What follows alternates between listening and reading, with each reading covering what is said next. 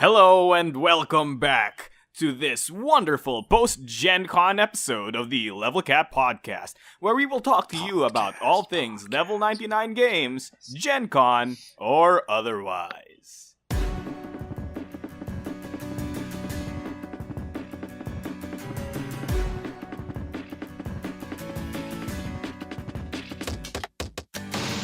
We're back from Gen Con! Well, more like you're back from Gen Con. Attention Gen Con employees, Level 99 Games is now back from Gen Con! Huzzah! The announcer at Gen Con sounds just like that, I swear. Oh my gosh, that Well, sounds at least amazing. in my head. At least in my head. Maybe it'll sound different when I listen to the episode, but yeah. It's like right when you're about to give a demo, and right when you get to, explaining the game. Attention, Gen Con employees! And you like it like everything, or attendees. But yeah, and then you can't do the demo for the next minute because they're just talking about the new code names or whatever. That sounds great. Actually, that sounds wonderful. It's pretty terrible. If it was my ad, it would be great, but it's not. It's for Codenames Duet or the new Fantasy Flight game or whatever. Well, which is why you need to kidnap the Gen Con announcer guy, right? Force him to shill out easy level 99 words. games. Easy words. Oh man.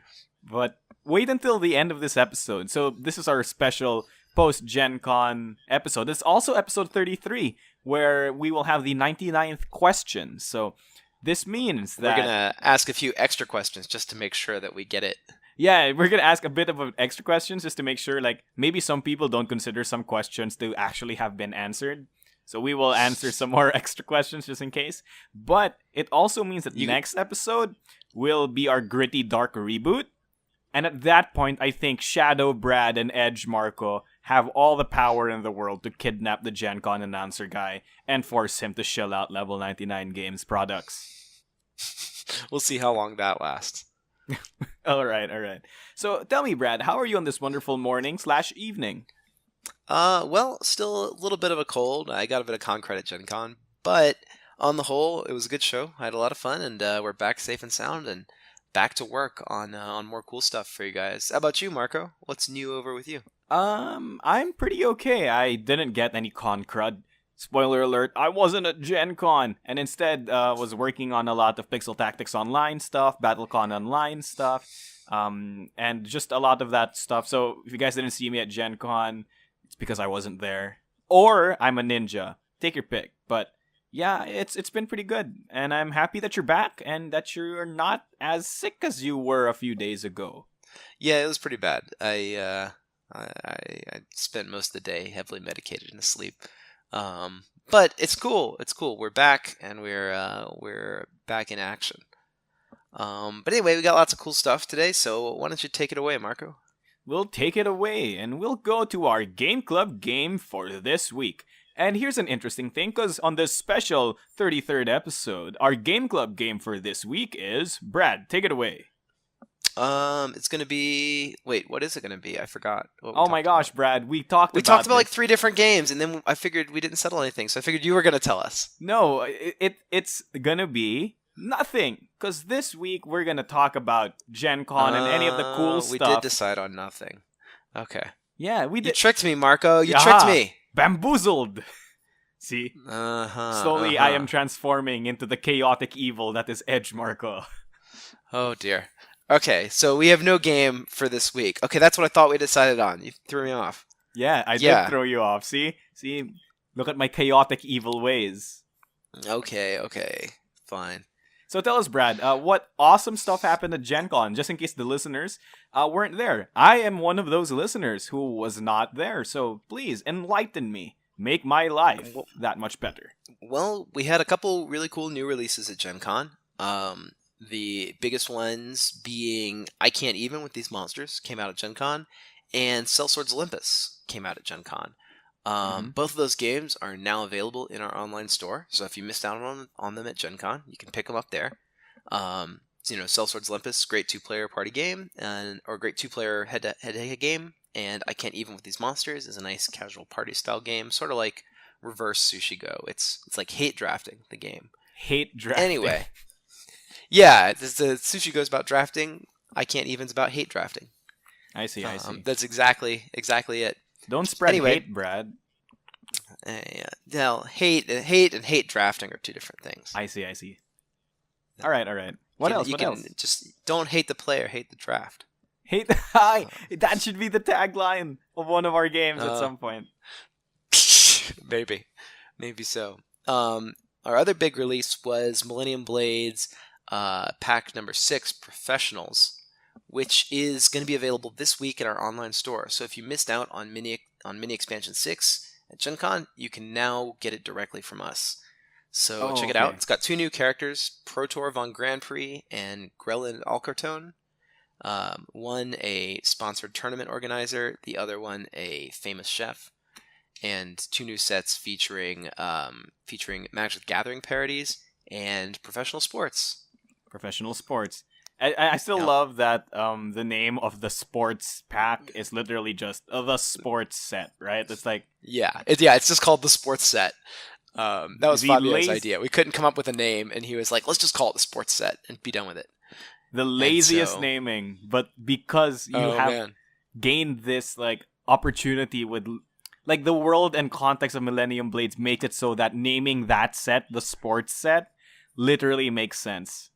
It does. It's a lot of fun. It's been really cool to do Millennium Blades. I think we're going to take a short break from it though and start stockpiling new cards for Collusion, the next big expansion. Ooh. So we won't have too many small Millennium Blades expansions in the next few months. I see. That's interesting. So, talk to us about other stuff that happened at Gen Con. So, there was world tournaments, and I'm sure some people came there in cosplay. In fact, I know some people came there in cosplay. Yes. So, tell us about that. We had cosplayers. One of our fans, Jessica, came as Eric one day and Marmaley another day, and both those cosplays were super cool. It was so neat to have some of our characters in the booth with us. Mhm. We had the world tournament, and Charles won BattleCon yet again for the 3rd year. So we have a Oh my 3-time goodness. world champion for BattleCon, and yeah, like things went pretty well. Really? It was a good trip. Yeah, I heard the BattleCon tournament was pretty interesting because it was actually pre-trials meta. So a lot of we didn't want to introduce trials at last minute, so we kept the trials characters out. Yeah, so but you also kept a lot of the things that came with trials out. So it was dash, right? It was a dash meta. It was still wasn't Dawn. dash, but still dash, and we used the force gauge. We took out the soak, so it was the force gauge in trials. Basically, we took out a few small things, but didn't add anything new I for see. this tournament. And it was pretty interesting. I heard a lot of characters that aren't really good in our current meta were pretty good in that dash meta. Like somebody brought, I think it was Daniel who brought Runica, and Runica decimated the competition and won him 2nd place. Mhm. So it was pretty good. Yeah, we had a 2-way tie for our Exceed tournament. Oh. And I believe that tie was between Daniel and Julian. Julian being the head of the something awful BattleCon group, and Daniel being one of the guys that's leading on balance for season 2. So they tied for the Exceed championship, and then we had a newcomer, Jordan, who won the Pixel Tactics championship. So it was a nice year. We had more of what you expect at BattleCon and a few upsets in Pixel Tactics and Exceed. So good year all around. Yeah. And we're planning to do more events in the next year, but less structured events. So like we'll still have our big tournaments, but we're gonna have more like come play Millennium Blades type events because those I seem to see. be what a lot of people wanted to do. Yeah, who wouldn't want to play Millennium Blades? It's currently my 2nd favorite level 99 games game. And what do you call this? In case any of you listeners want to hold your own tournaments, like you heard some of those tournament stories and thought, hey, maybe I want to organize my own, but I want it to be standard, so that means it's in line with what's official. Check the description down below, or go to our blog site, and there will be an entire article that details how the tournaments are played, how matches are played, what cards are banned and what cards are not.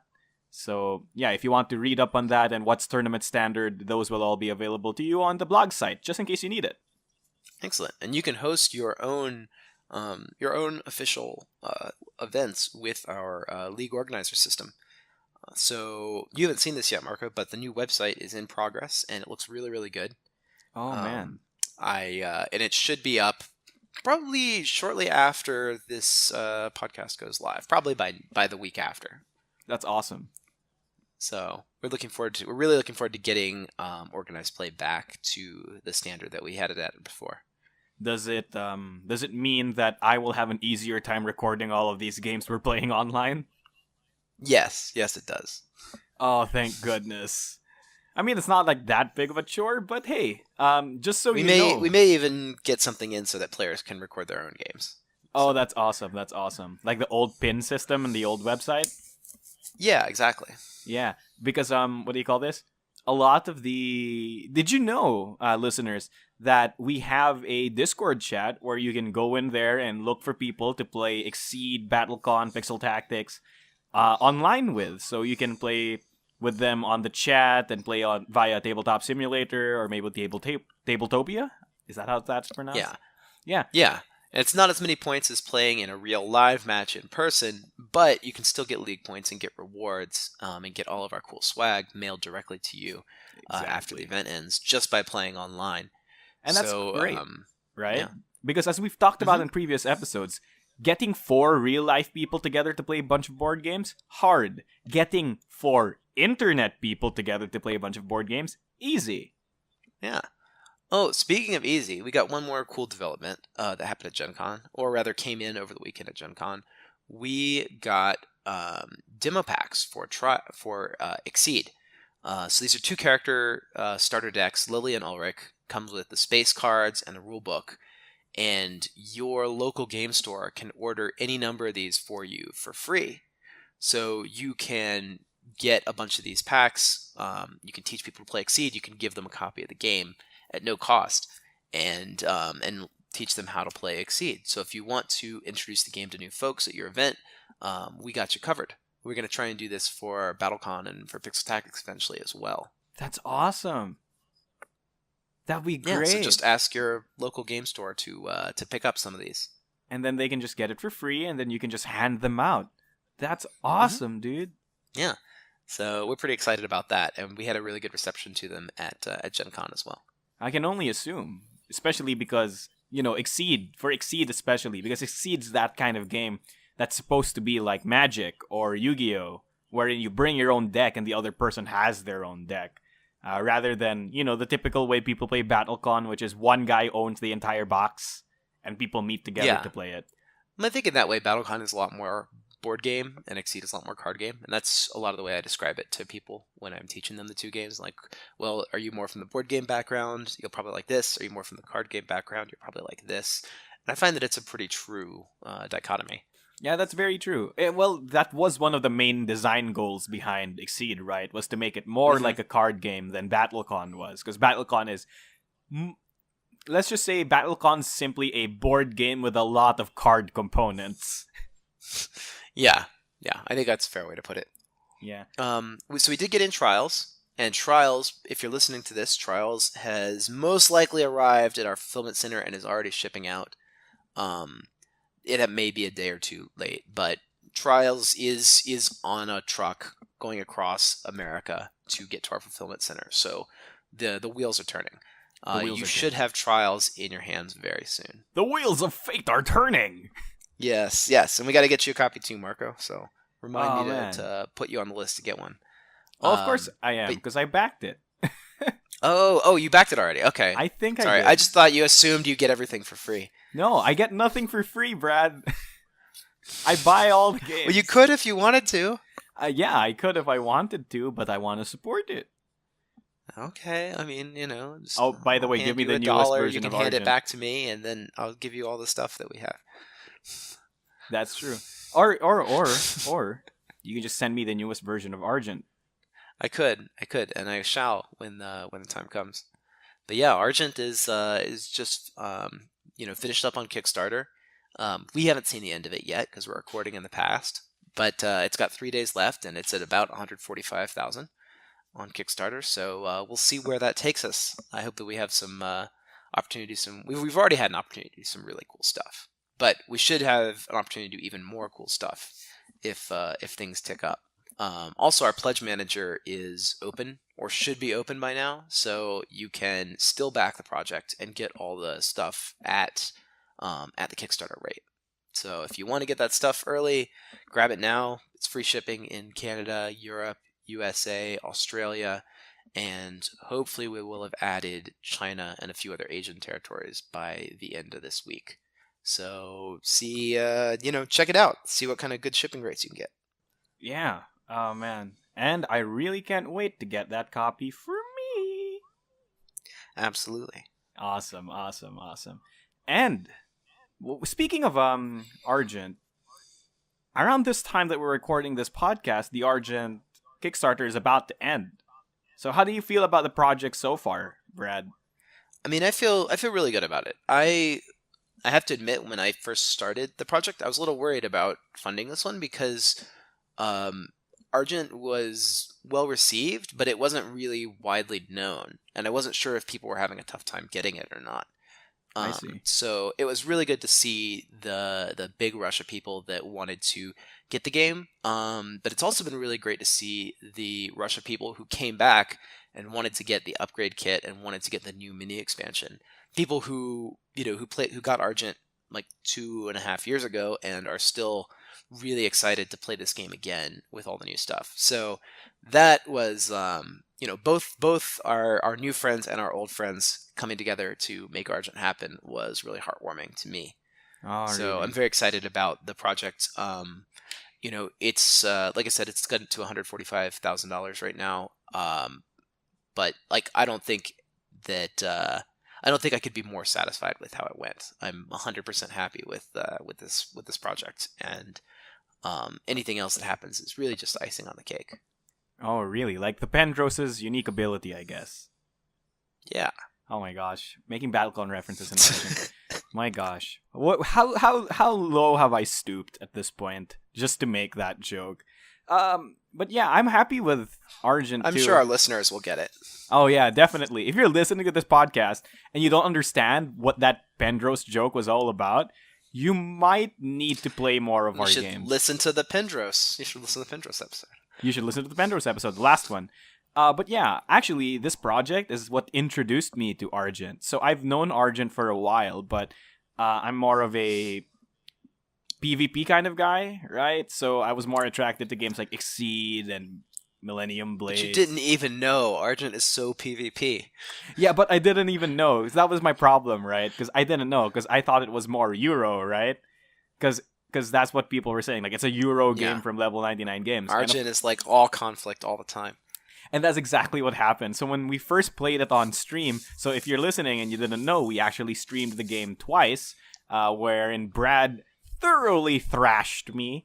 But yeah, it was very competitive, and a lot of the actions you take are actually actively ruining somebody else's day. So Argent isn't just a game wherein, like, you ruin someone's day by taking a resource that they wanted. But more than that, you can purposely remove their resources, or you can kill their meeple people, right? So yeah, that's a really cool mechanic. It's pretty cutthroat. And if you like this kind of game, then you'll also like Imperial, because it's quite the same thing. Like, yes, we're building train companies, but there's like 7 different races going on, and I'm trying to get this, and I'm trying to get there, and I'm trying to get this tech, and I'm trying to get these items, and I want to like build on this space, and everything I do is gonna get in somebody else's way. So in that case, like Trey's next game, Imperial Spells and Steam, is exactly the same kind of aesthetic. It's a traditional Euro genre, but it's PvP. I see. All the way down. So you're saying it's Argent Trains Edition. It's the train game of Argent. It's the train game of Argent. Oh. Or yeah.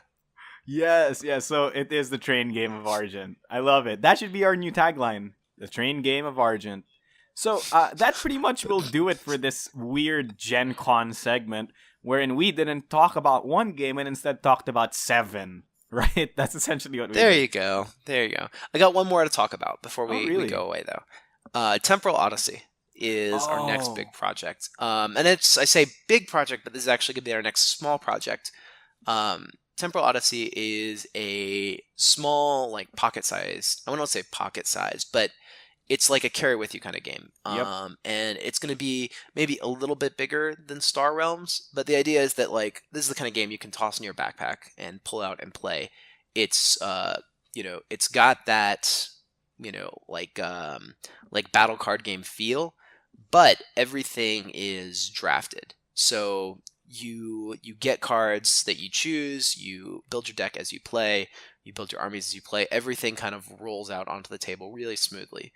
It's a nice introductory battle card game experience, but it's got a lot of depth for players who really get into it because you learn the draft pools, you learn the characters, you kind of build combos, you learn different strategies. There's a lot of different strategies in this game. Yeah. Anyway, so we're going to be bringing that to you, and probably with the free shipping that we've worked out around the world and with the optimizations we're doing in this game, we're going to be able to get this game to you everywhere really cheap.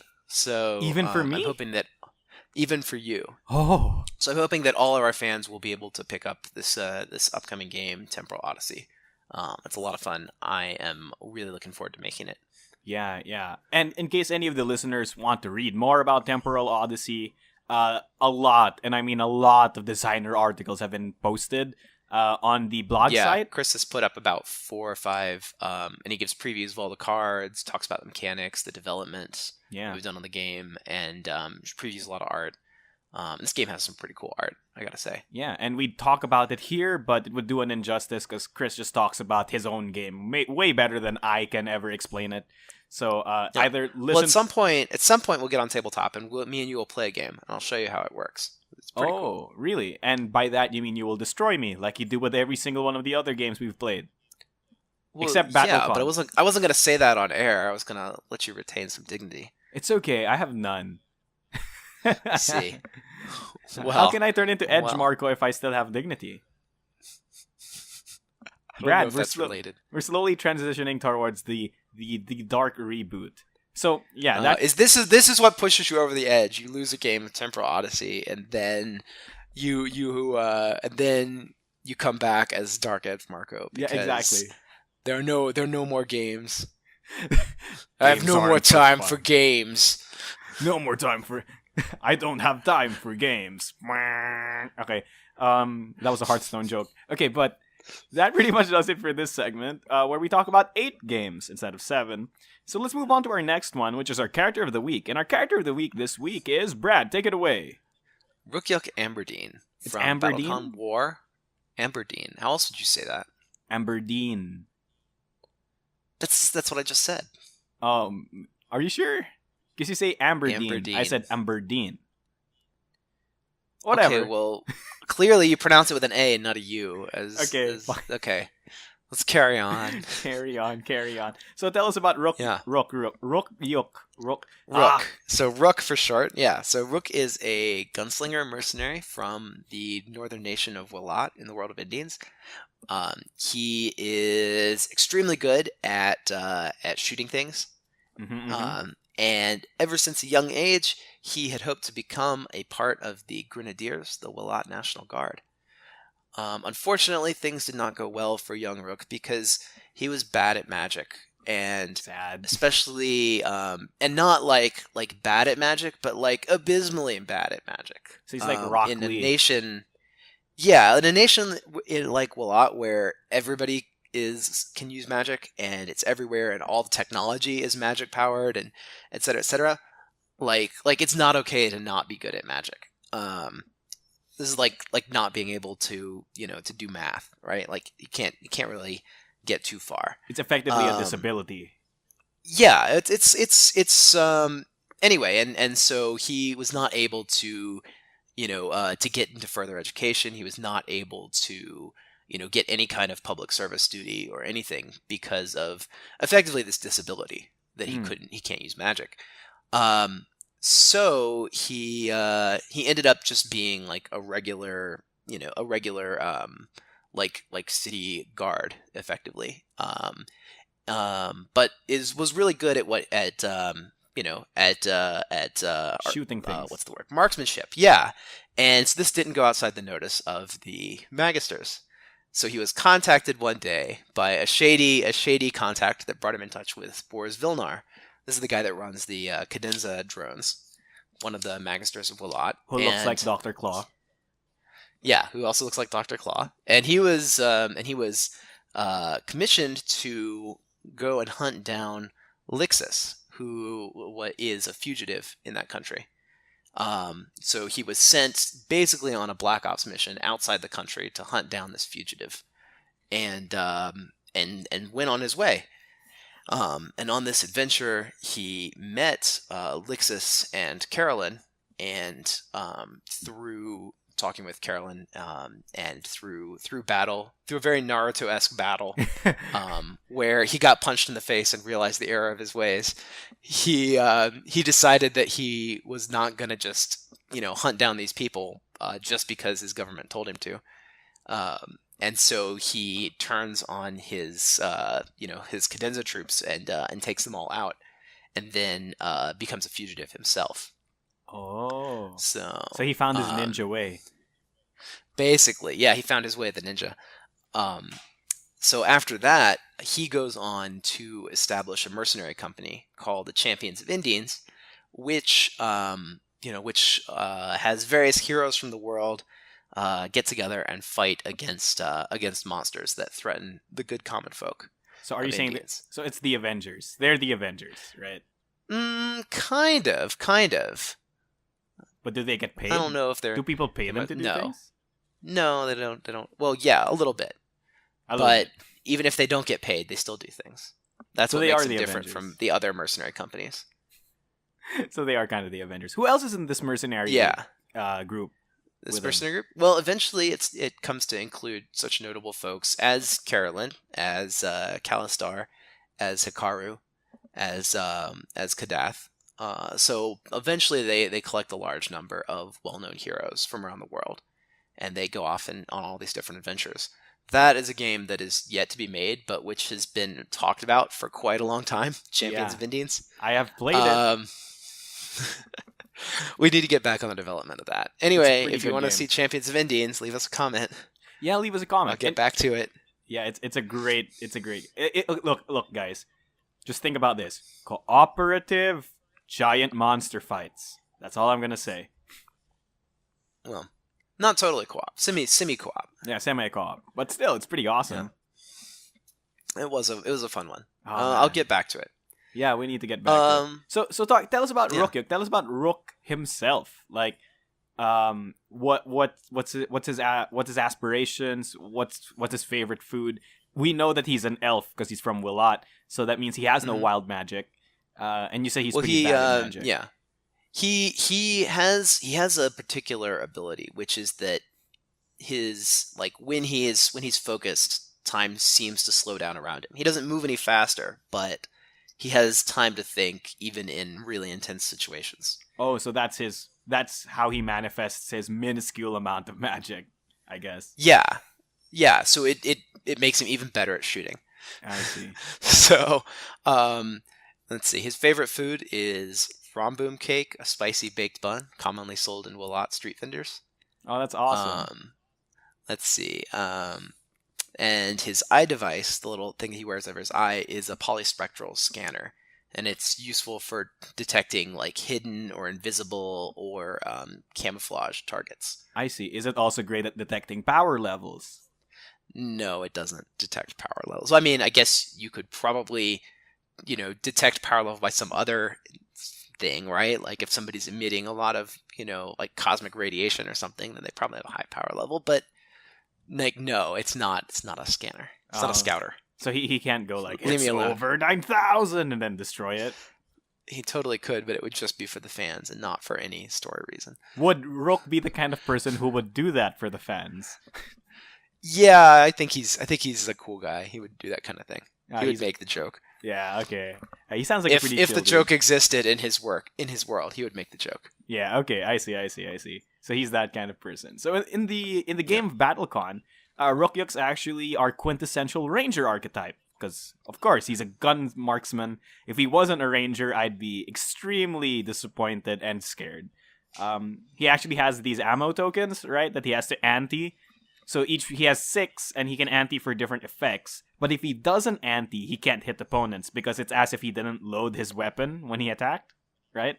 Yeah. You got it right. Yeah, and Rook was actually one of my mains. So back in the old days of war, I actually mained him and Kadath. So I know a lot of intricate Rook plays and all that stuff. And I think Rook's actually one of my favorite characters because he actually... Because the problem with fighting games that have zoners or rangers is that they often feel cheap to fight against. You know what I mean? Like people just spam the fireballs. Yeah, because they can control too much space.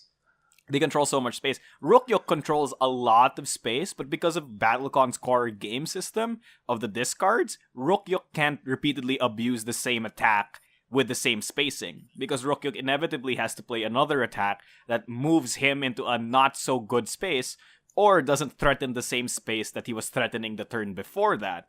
So this is an intricate dance Rook has to play, because he has a lot of options to move his opponent and move himself.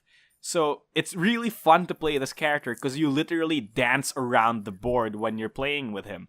And that's a kind of zoner / keep away character that's fun because it interacts with the opponent rather than just, I'm full screen from you, whack, whack, whack, whack. Yeah, his attacks never reset his range. And so each attack puts him into another range for the next attack, which is great because he can't repeat ranged attacks anyway. And I think it really does. It makes him quite neat to play. Yeah. And it makes for an interesting counterplay with the opponent too, because you know exactly where he's threatening every turn because you know what styles he has up. Yeah, exactly. So and those you're talking about the tokens. So the tokens are these cartridges that he uses in his weapons. So they're actually interchangeable with a bunch of different weapons. You can slot them into grenades, you can slot them into rifles, you can put them into swords. Oh wow! If you have those, they just attach a property to whatever thing they are inserted into. So that's one of the cool tech components that Willot makes that he uses. Magic bullets. So he's kind of like that guy from Final Fantasy, like the anime. Can he mix Can he mix and match bullets? No, they don't mix and match. I think he's most like Gene Starwin. That's kind of how I imagine him from Outlaw Star. Okay, I see. Yeah, Rook's honestly one of my favorite characters in the game, and honestly, I think he's one of the best designed. So if you want to play some Rookyuk and see what this character is all about, we highly recommend you get Battlecon War of Indians because he's there and it's great. It's a great box set. Buy it. It's on the store. Check the blogs. Brad, anything before we move on to the next segment? No, I think that's everything you need to know. Everything you need to know about Rook? All right. So let's move on from our character of the week to our wonderful, wonderful 99 questions segment where we will answer some hot pressed questions for you. Again, this is our 33rd episode and we will have our 99th question. But just to be safe, since some people in the comments were saying, Brad refused to answer one of the questions last podcast, so does that even count anymore? So, Brad, you better answer all of these. You can't skip on them, okay? All right. I'll make sure we get it. All right, so I'll ask 4 questions, and the last one will be the 99th question, effectively, okay? Or the third one, depending on how you keep count. I mean... Yeah, but the 99th question, I actually picked the 99th question that it fits, okay? So that last question is de facto the 99th one, okay? So the one question from last episode... No matter what order it comes in, you're declaring that one's the 99th question. Yeah, the last one. Okay. Okay. First one. What does a wandering calculus want out of life? Okay, so wandering calculus is the planar familiar from Argent. There are familiars for every department, and so the Department of Planar Studies, they have this wandering calculus, and it's just this orb of math. And Yeah. clearly, what it really wants is to eat your math homework. Oh, so if you don't show up to class with homework, can you say the wandering calculus ate it? Yeah, exactly. Teachers believe that kind of thing, right? Yeah. Hey, look, if you have enough illusion magic and your bluff skill is high enough, I think teachers will believe anything. I suppose. You suppose. All right. So see, you actually answered that one. That's a good job, Brad. Okay. Next one. How about this one? Byron Crane is a lich, but that also predicates the fact that his soul is hidden around in certain pieces, essentially like Horcruxes from Harry Potter, right? So, since only humans can have souls, does that mean only humans can become liches? That is a very complex question that requires a lot of info about Byron and a lot of info about humans. That's not like part of the like, known lore at this point. I see. In that case, I kind of have to say like wait and read the VN. Ooh. But like other things, liches and humans may work different in Indians than they do in other settings. I So, see. watch out for the truth of all that. I see. See, that was an answer. Okay, you didn't just dodge it. Okay, so Was it? It felt like a dodge, but I don't want think to it's give a away dodge. too much. I don't want to give away major plot points. Yeah, but you basically just said no. It doesn't work like traditional liches, right? I guess so. Right? Like this is Indians. Like just because we say Byron's a lich doesn't mean it comes pre-packed with all of the Yeah. lich tropes that you know. Because again, we Yeah. do werewolves differently. And he may. I mean, he may even not be. Like he says that, and he's lived for like 1,000 years, as far as we know, and he has all these great magic powers. But that's what he said. That's his story. Oh, I'm a lich. I live forever. Stored my soul, hid I it see. across the world, etc., etc. Like So- there may be real truths. There may be real truths beneath the myth. I guess what I really want to say. I see. So what you're saying is that Byron being a lich is just his edgy teen phase, right? I live forever. Maybe there's some level of truth to it, but I guess what I'm saying is don't assume anything. I see. Was that nothing is real, everything's permitted? Assassin's Creed. I guess so. All right. And next question: do various departments in Argent have different amounts of prestige and access to resources? For example, which departments have the most and fewest students? Yeah, so that's definitely true. Different departments have access to different amounts of resources and to different different things. Like the technomancy department probably brings in the most money for the university, so they have more resource access. At the same time, a lot of it depends on who is backing the different departments. They get a lot of donations from all over the place. And the prestige of whoever is running the department currently. So I guess I couldn't like rank them or anything, but I would say yes, some departments are more prestigious. Like the mysticism department, they don't have a lot of prestige because they don't interact well with others. I mean, their they entire don't school of magic's produce about anything. voodoo bad luck, Secrets, right? So, yeah. Well, it's about keeping secrets. So yeah. they have a lot of really powerful spells and stuff, but they don't bring in money and they don't bring in prestige with those things. So they remain a pretty small department. Okay, so here, Brad, here's the last question. Are you prepared for the 99th question, which marks the end of Season 1 of the Level Cap podcast? Yep, go for it. Where is Eliza actually from? The Level 99 game's mascot? Ah, okay, Eliza. So, Eliza is the Level 99 Games mascot. She appears on the front of the website if you're curious to see what she looks like. She's the one holding the book, and with all the things coming out of the book.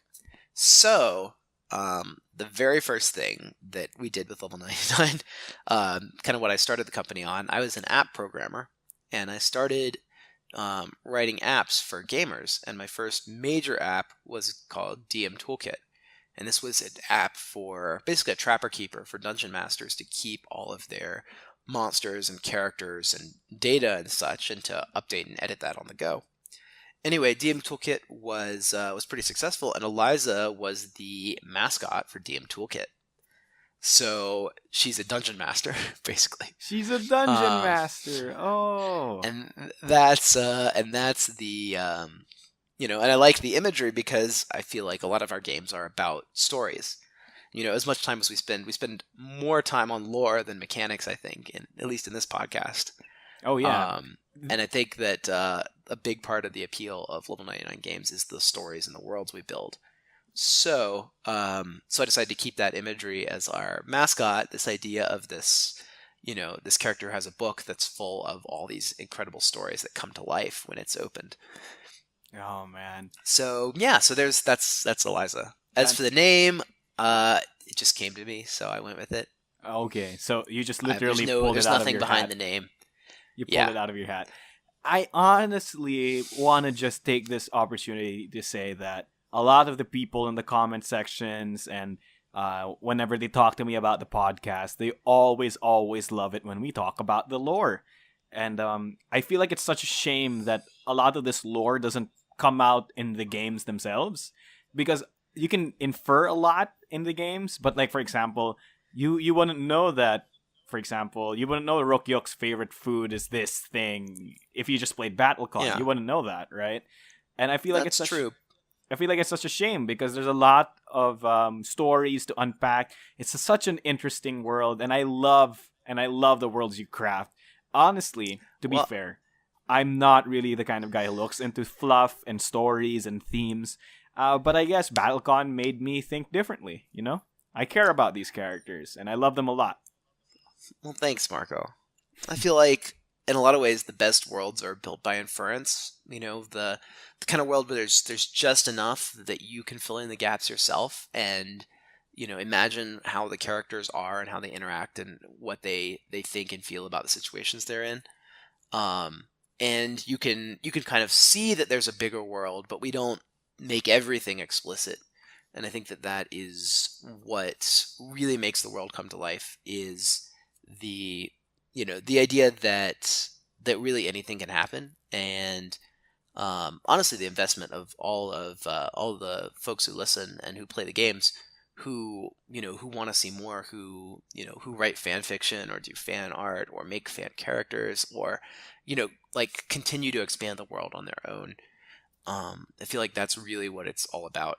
That once you open this box and you take out these pieces and you kind of enter this world for yourself, that it is yours, and now you can decide the fate of of what happens. Yeah, I mean, it's more than a game at this point. BattleCon, Exceed, they're more than a game. I mean, like, you can say that I am a very mechanically based person, but I have my own Indians OCs, and they're not like bad ones, I hope. You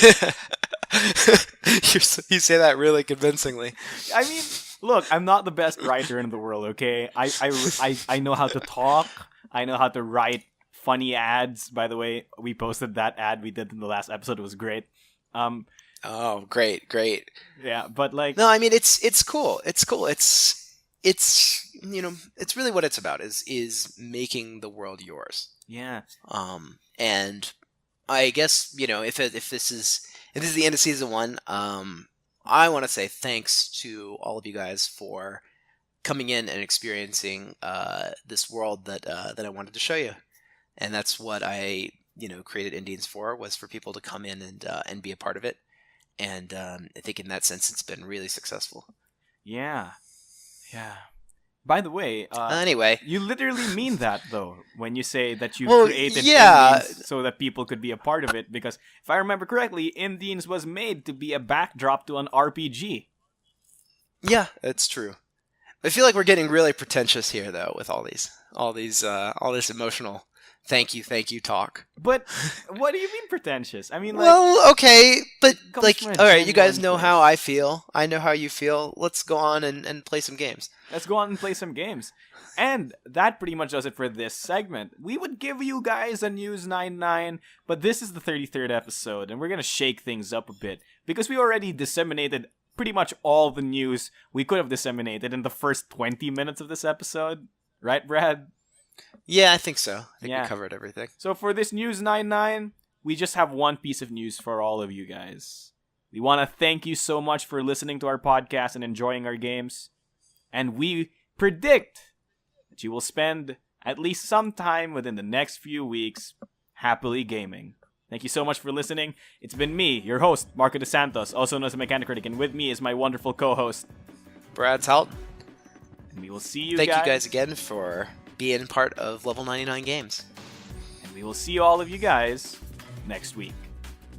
Bye-bye. Happy gaming. Goodbye and happy gaming.